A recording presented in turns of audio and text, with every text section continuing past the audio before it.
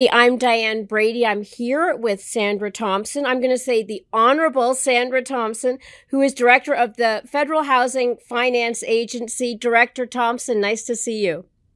It's nice to be here. Thank you for the opportunity. So you are honorable. That is part of your title. I want to make it clear that because we don't often refer to you that way, do we?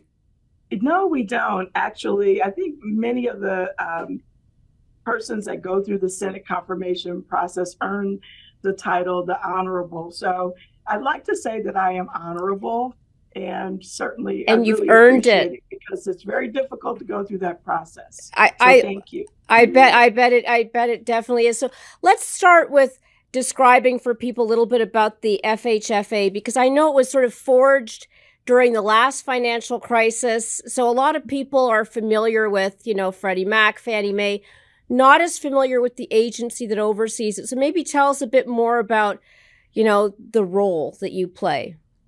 Sure. So, FHFA, the Federal Housing Finance Agency, is a financial regulatory agency. We have regulatory responsibilities for overseeing Fannie Mae, Freddie Mac, and the federal home loan banks.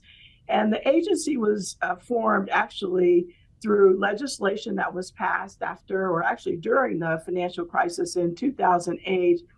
And it really brought together the financial regulatory responsibilities for entities in the mortgage sector.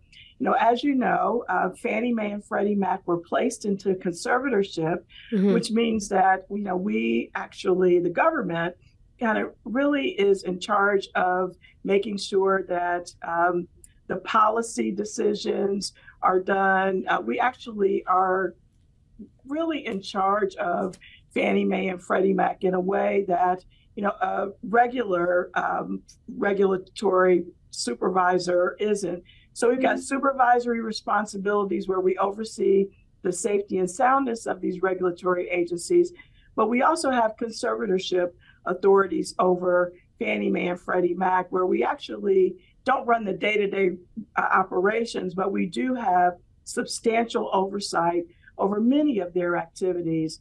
And it's about 7 trillion, a little over 7 trillion in mortgage assets that FHFA is responsible for. So it's quite a huge responsibility. It's interesting about your background that you're an agency that was basically forged in response to a crisis. You spent more than 2 decades at the FDIC, which we always assumed would never get into a crisis, and yet here we've seen they've had to step up with Silicon Valley Bank and such. Talk about your experience there and what that brought to you, since you're really talking about stability and you still obviously deal with them in your current role.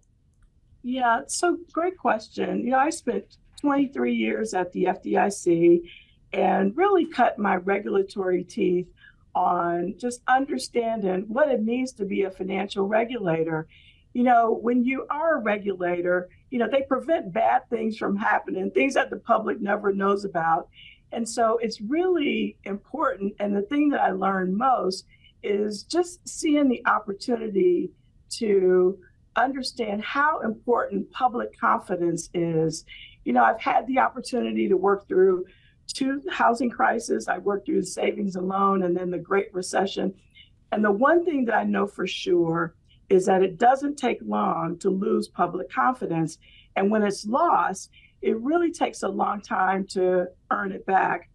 And when you talk about seeing just everyday people standing in lines to get their hard-earned money out of banks that they're concerned about, or seeing millions of people lose their homes, Mm. and just the worldwide loss of confidence in the mortgage sector that took place in 2008, it really is quite an experience. And it just drives home again, the one thing that's really important: public confidence matters most. People really want to know that their financial institutions are operated in a safe and sound manner, and that they'll have access to and be treated fairly in all of their transactions.